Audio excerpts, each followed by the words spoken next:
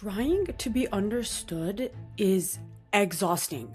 And you need to realize, you need to wake up to the fact that you're being misunderstood by people who don't even want to understand you to begin with.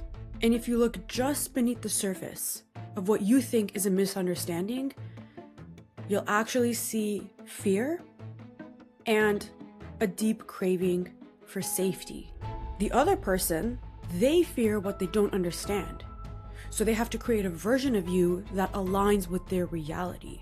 That gives them the illusion of safety, even if they're living in a false version of reality.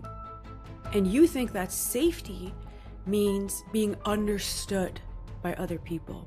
Because by being understood, you got the validation that you craved, that you needed to feel like your truth is real.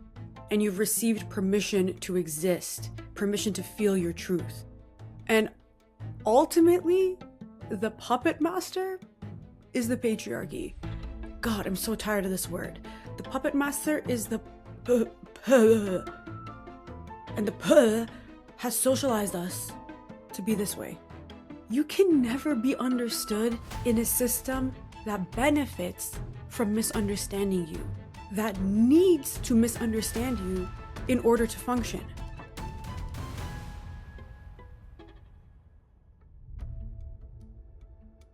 All right, DJ, song request, the theme song.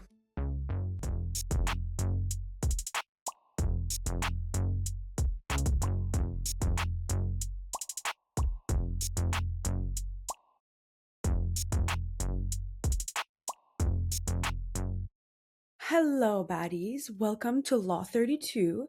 I am your host, Nikki. I am the baddest bitch in the building, not to be confused with you, who is also the baddest bitch in the building. Thank you all so much for tuning in every week, for tuning into the laws, for being here from law number 1, don't be humble. And y'all are the original baddies. You are the OGs. You are the OBs, the original baddies. And I'm so grateful for all of you. If you're listening to this in early 2026, you are an OB. If you listen to this podcast in 2025, you are an OB. And if you listened in 2024, you are a true OB. Like y'all were there from day one. So, Law 32, stop trying to be fucking understood. This one is for you baddies as much as it is for me, because it's been something I've struggled with a lot since being so famous. Like, oh my God, what, like, since, putting myself out there and getting, I would say to date, I've probably gotten almost 30 million views across all platforms on all my stuff. And 30 million is a lot. When 30 million people see your work, see your face, see or hear something you have to say, a lot of them have opinions. And a lot of them are going to misunderstand what you're saying. If you've seen my recent posts with all the hate comments I've gotten from men, you'll know that people just don't want to understand. But we need to go a little bit beneath that surface, and understand why they don't want to understand, and why are we so hell-bent on feeling understood to begin with. Because, like, who literally gives a rat's bunda if people understand us or not? Like, who cares? So let's unlearn the crap, because there's a lot of crap here that we have to unlearn. Like I said earlier, trying to be understood is so exhausting. It is so draining. Most people do not want to understand you. They want to create a version of you in their head that either makes them feel better or worse about themselves. If this sounds familiar, it's because most people are victimellas. So, of course, they want to mold you into a shape that fits their worldview. Okay, let's say you are a heart shape. Okay, this is a weird analogy. Let's say you're a heart shape, but the person you're speaking to is a parallelogram. Okay, sorry, I can't. Why am I so unserious? Let me cook. You're a heart, they are a parallelogram, and instead of accepting you and understanding you as a heart, they're like, no. This heart needs to fit cleanly into this parallelogram. So I'm going to morph it and break it and deform it and misshape it so that it fits into the parallelogram. That's what they're trying to do, because they don't want to understand you. They want to make you fit within the shape that they have taken. They're looking at you through a dirty lens. So obviously they're not going to see you for what you are or for who you are. They're not going to see you clearly. And their unwillingness to understand you is not your responsibility. It's not, because they want to create a version of you that aligns with their reality. They want to create a version of that heart that fits into the parallelogram. Regardless of whether or not that's right, regardless of whether or not it aligns with your reality, regardless of whether or not it's even true, that's what they want to do, because they don't care about your reality. Your reality doesn't even exist to them. Your truth doesn't exist to them. They don't care. And there are several reasons for this, both on their side and on yours. Let's start on their side first. So the majority of people are self-absorbed. You've heard this many a time on my show. You've heard this from day one. People are self-absorbed. They are existing within their own universe, where they are the sun and everything orbits them. When we interact with somebody, we are entering their universe and they are entering ours. But the problem is, most people don't even think that way. The only universe that exists is theirs.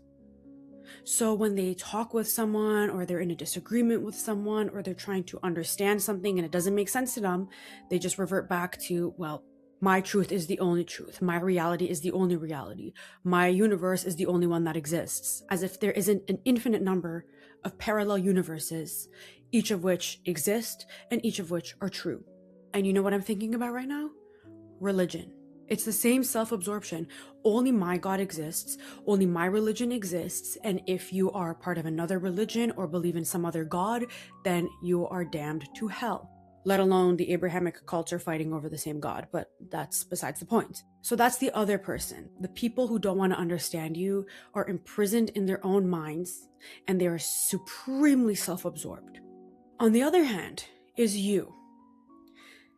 The reason you are so hell-bent on being understood by everyone is because you need permission to exist. You believe that your truth is only valid if other people understand it. And when someone understands your truth, they'll validate it and they'll give you that permission to exist. See where I'm going with this? And this is driven in part by a deep fear of being misunderstood. Because if you're misunderstood, then you don't have that permission to exist. Then you're not validated. Then your truth is not real. It's not validated by somebody else. So you don't have permission to feel that. Because understanding means permission. If they understand me, they'll see it my way. And if they understand me, I'll be safe. So it's driven by fear, but at the same time, it's also a little bit self-absorbed. I'm going to call y'all out for it right off the bat, and I'm calling myself out too. It is a little bit self-absorbed, but it's mainly driven by fear. And fear needs to be managed by control. For example, patriarchy, and which I'm going to discuss soon when I give you the patriarchy loophole and how we can exploit that. And this is going to be a little bit different because I'm going to give the loophole a little bit later, but fear needs to be managed by control. And people who want to control others can't even control themselves to begin with. You can't control other people's beliefs. You can't change someone's mind. You can't make them see things your way. But you can control their perception of you. If you listen to Girly Loft Power number 14, Always Be the Center of Attention, or if you read that hack in my book, again, number 14, that's another one that I had to revamp and update significantly. You can control people's perception of you. You can. Because women are judged by their appearances. I mean, everyone is, but women especially are judged by their appearance. And if we have a goal of how we want to be perceived, we can work backwards. and we can dress for the part, and we can carry ourselves accordingly and control the way people perceive us. But when you are so concerned with being understood, and you're always over explaining yourself, or even explaining yourself when you don't have to, you're damaging other people's perception of you. You're making yourself seem desperate for validation, desperate for understanding, and people can sense that, especially people who want to be manipulative or controlling. They can sense when someone is driven by fear. That's why I always say be emotionally detached, girly love power number 6, because when you're driven by fear of whatever you're going to lose because you're attached to it, for example, fear of being misunderstood, whatever it is, when you're driven by fear, people's little manipulation antenna are going to pick up on that. And not even just people who want to manipulate you, because it's not, not everyone is out to get you, of course. We're not victimella. Even people who have a regular relationship with you, because people take your lead. People look for cues in your own behavior, in your body language, in the way you carry yourself. They're looking for cues to see how they should treat you, to see what they can get away with. Because people will push you as far as you let them. And if you look like somebody who's always craving validation, who's craving permission to exist, who's driven by fear of being misunderstood, fear of not being validated, then anyone who has any sense in their head will pick up on that, and they will respect you less. Because at the end of the day, people don't want to be around somebody who desperately needs them. You're not a child.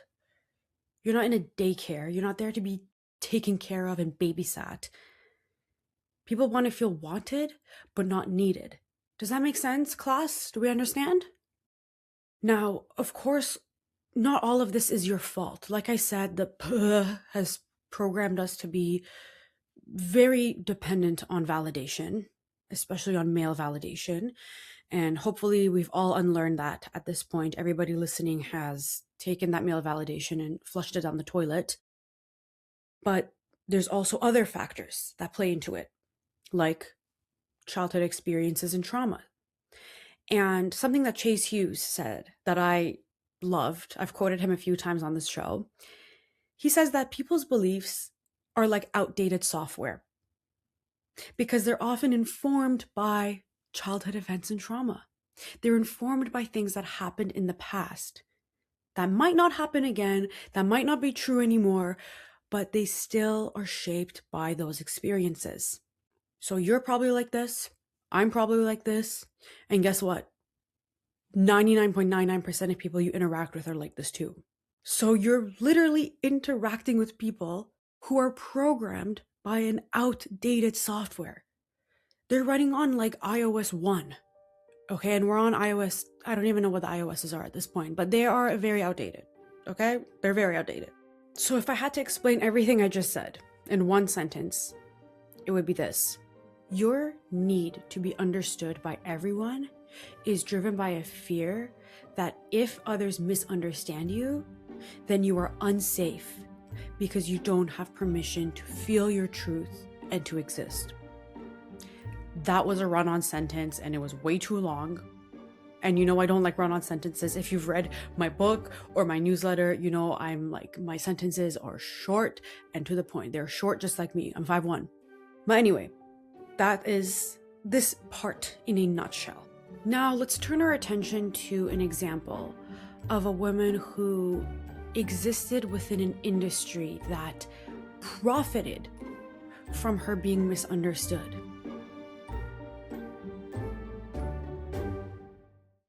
Britney Spears began her musical career at age 16 when she released the song Baby One More Time in 1998. And her image, from the get-go, from the time she was a 16-year-old child, was both innocent, kind of the girl next door, and seductive. Now, that image was not controlled by her. Her PR team, her manager, and her extremely controlling father, who had a conservatorship over her, were the ones who were pulling the puppet strings. And from the very beginning, her team, the media, and the music industry did not want to understand her. They wanted to project this perverted, pedophilic, patriarchal image onto her, this disgusting fantasy onto a 16-year-old child. And it wasn't just the men behind the scenes who were pulling the puppet strings. It was also women who were brainwashed by the to villainize her. Like in this example, in an interview with Diane Sawyer in 2003, when Britney was 22 years old. What happened to your clothes? Well, I have on clothes now. I know. But what's this about? No kidding. What is it about? What is it about? Yeah. It's about doing a beautiful picture. Is it about shocking people? About shocking? You know what? I feel comfortable in my skin. I think it's an okay thing to express yourself. Have you seen? You know, I hate to bring this up, but Kate Hudson, she's 22. She's in Sheets. Jennifer Lopez, she poses very provocatively sometimes. Christina Aguilera, what's the big deal when I do it? Like, come on, you know? I don't understand. I think everybody always thought you had a different relationship to young girls. Everyone now, they look back and they're like, what happened to your sweet image that you used to be? And I'm like, then when I came out, you thought I was too provocative. It's like you can never win. Ugh, gosh, every time I hear this clip, and I listened to it a few times preparing this, oh my God, it would infuriate me the same amount every single time. Like I could not get desensitized to it. It's disgusting. And this wasn't even the worst one. There were so many disgusting interviews that she had to sit through where people were asking her things about her virginity, about her breasts, about her body as a teenager or as a young girl in her early 20s. So they sexualized her when she was a girl, and then they shamed her when she embraced her sexuality as a young adult, like Diane Sawyer did.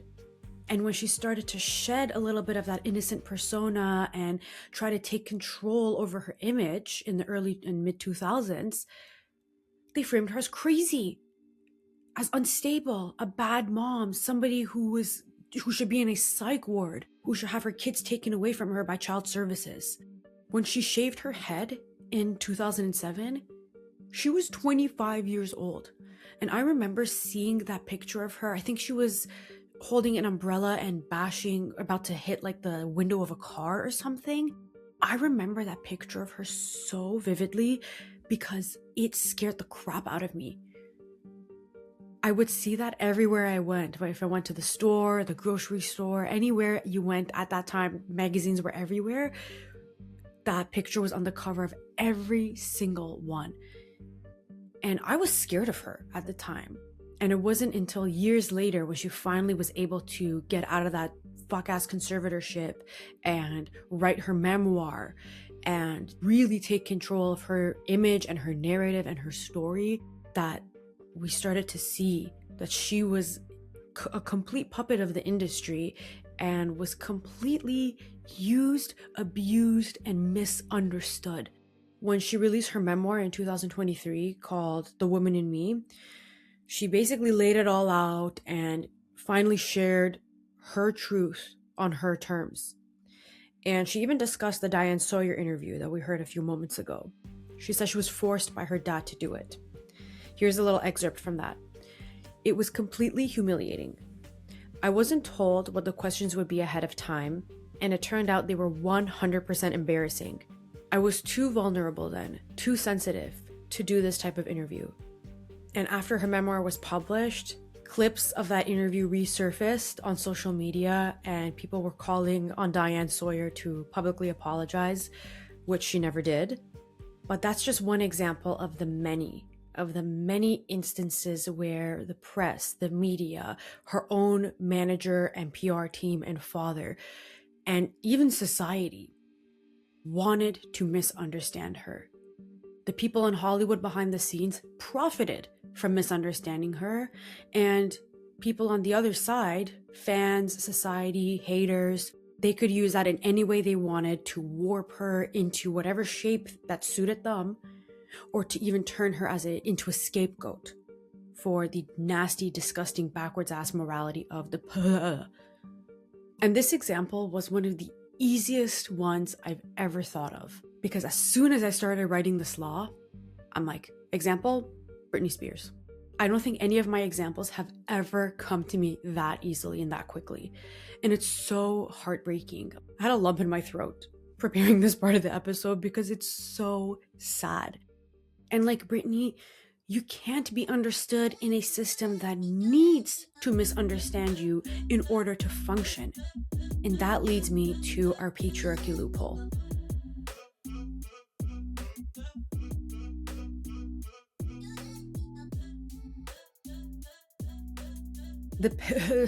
I'm so tired of this word. The patriarchy needs to misunderstand you, both as an individual and as a woman, in order to function. Because it is functioning based on a lie. That men are superior, that they are the natural leaders, that they are the ones who need to take control of society and of people and of women and children. It's operating based on a lie. And that lie is a way to control the fear that's underlying it. Because the patriarchy fears women. And like I said earlier, fear needs to be managed by control. So as soon as you spot a system that is based on control, you should know right off the bat that it is a response to a fear. And that makes its foundation extremely shaky. Because when the revolution comes, you're going to realize that the whole system is an empty shell. And the way, or one of the ways the system controls you, is by thinking you need validation, you need permission to feel your truth, because the system doesn't believe women. The system can't believe women, because if it did, then it would crumble, because women are calling out the system for what it is. That's why people like I don't even want to say his name. That's why people like that are making millions of dollars and have careers that are flourishing, because they're all based on silencing women. Because when women speak and open their mouths, they call out injustice. They call out the shaky foundation on which the system is based. Why do you think people hate me so much? Why do you think my podcast gets so much hate? Why do you think there's always some idiot in my comment section running his mouth? Because they can't stand the truth, because they fear the truth. So the system controls you by making you believe that you need permission to feel your truth. And it also wants to exhaust you by making you over-explain yourself time and time again and beg for understanding, beg for validation. These are things that are exhausting, they're emotionally draining, and they're ongoing. Because you need to prove yourself and over-explain yourself to hundreds of people over the course of your life, maybe even thousands.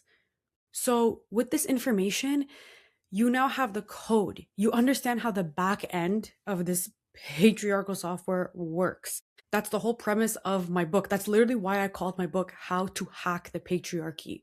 Because it is a janky-ass software programmed by a stupid-ass code.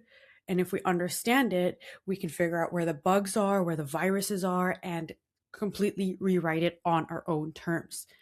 So now that you have the code, this puts you in a position of power. When you understand how the back end works, you can put your foot in its back end.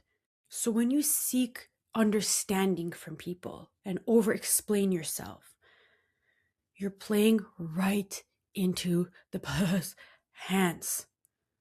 And I'm going to discuss this soon.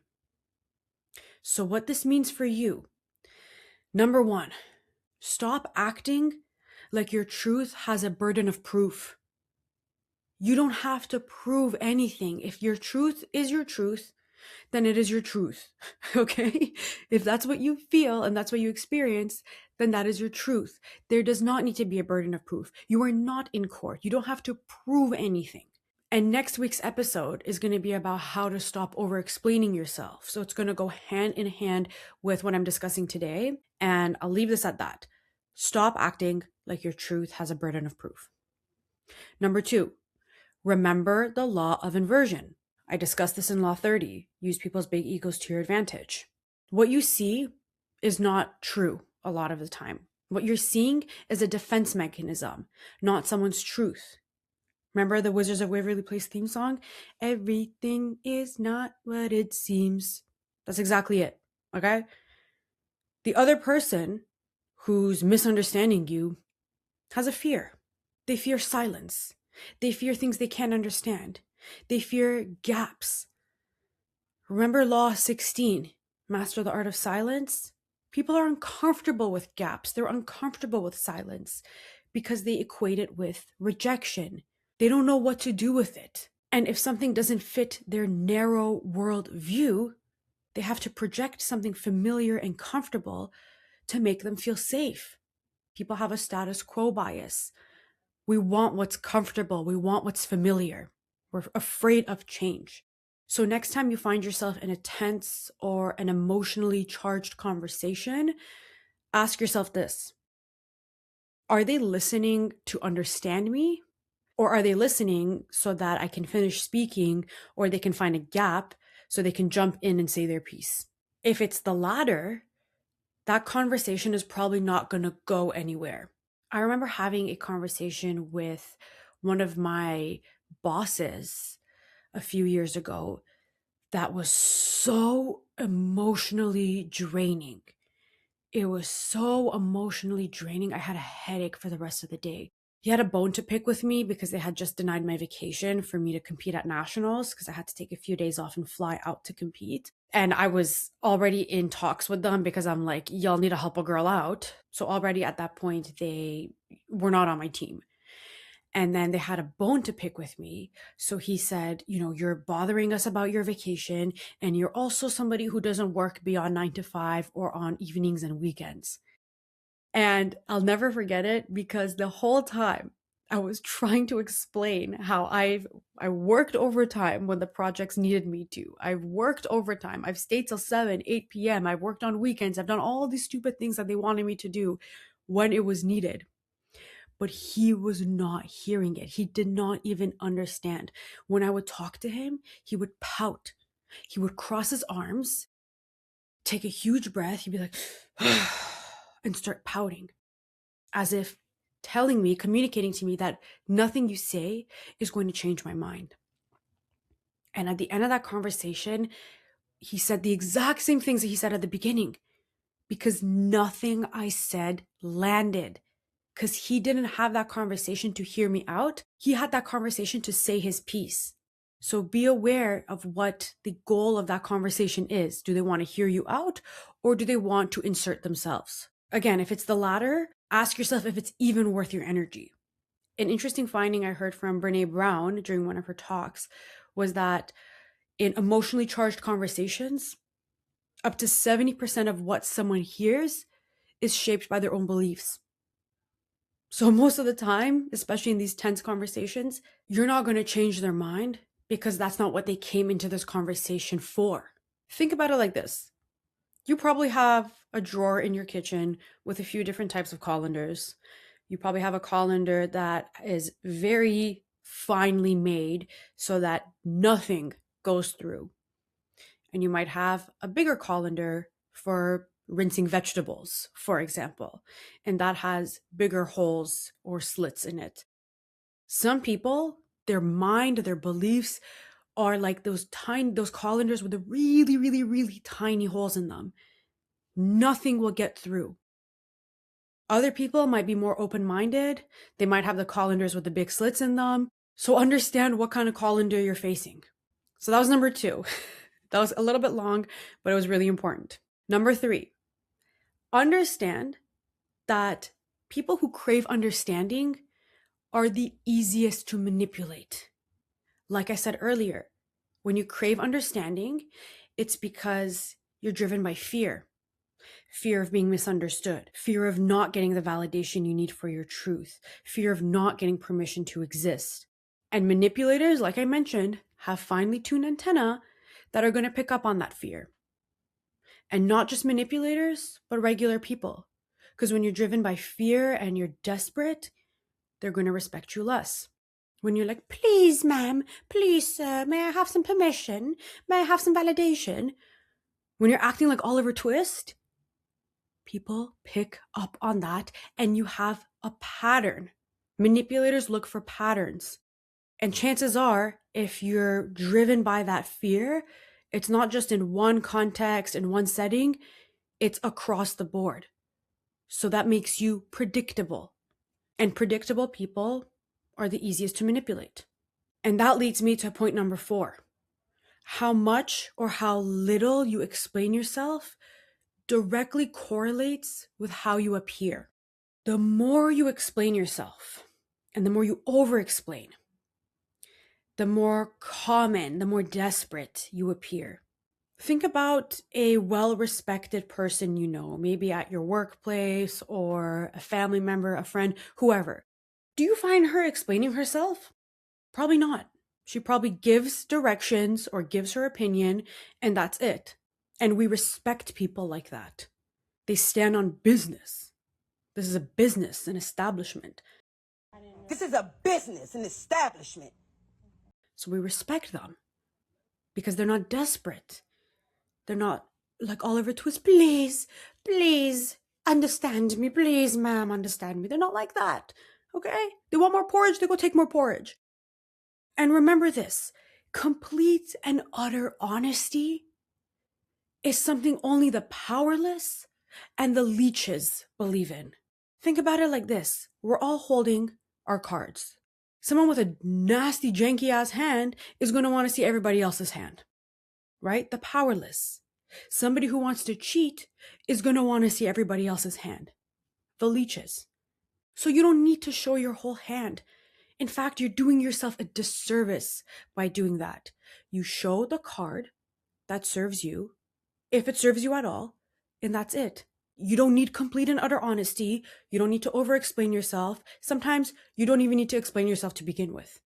Number 5, sometimes it serves you to be strategically misunderstood. Maybe if I were to go back to the corporate world and do something differently, I would be misunderstood in the way that I'd look like I was a corporate slave, even though I couldn't care less about the company. People might misunderstand you, and the way they misunderstood you might even be better than the reality sometimes. Let them believe that. Who cares? In your workplace, in your life, sometimes you'll understand, your intuition will tell you you're being misunderstood, and you can kind of run with that.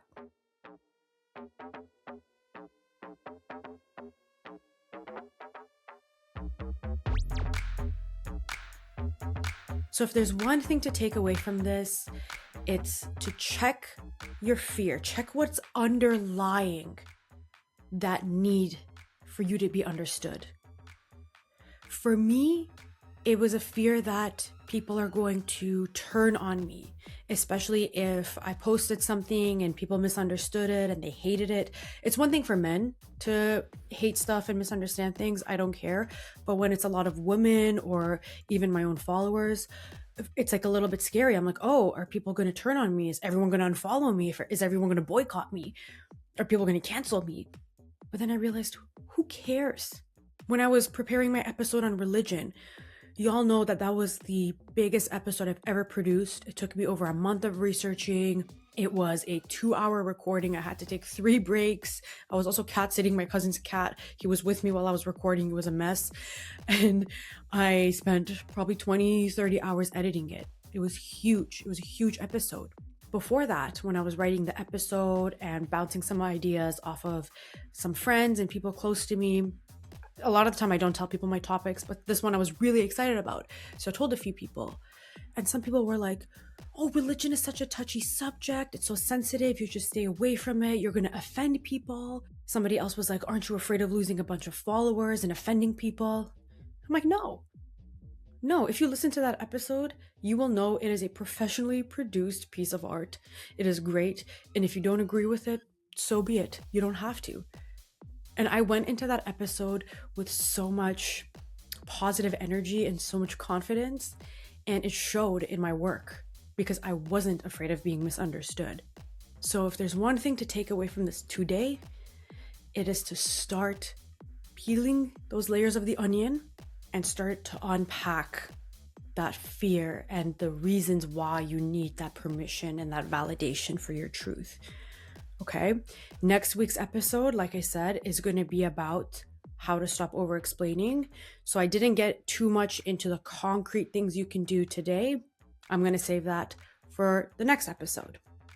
Now, before we close off, let's talk about exceptions. There are no exceptions. End of episode. Just kidding. This is one of those rare laws where there aren't any exceptions. Obviously, if you're a flight attendant and you're explaining the evacuation procedures to the passengers, yes, everyone needs to understand that. But what people don't need to understand is your truth, your experiences, your being. You don't have to explain yourself to anyone. You don't have to explain your desires, your goals, your intuition. Because more than anything, you deserve to be at peace and to live your truth without having to justify that to anyone. You deserve that to yourself, and you deserve that to the 5-year-old inner child, the little girl living within you who wants you to protect her. And that's where we're going to pick up next week. All right, until next time, don't forget that you're the baddest bitch in any building that you step foot in. In the meantime, stay bad. Love you. Bye. Thank you to all the baddies who are supporting on Patreon. Shout out to Kate, Danny, Adriana, Mina, Gemma, Priya, Shara, Katya, Melissa, May, Naomi, Nilufar, Adelaide, Nadia, Faith, Amy, Melinda, Sophia M, Sophia K, Jada, Roselle, Amara, and Kat. Thank you all so much for your support.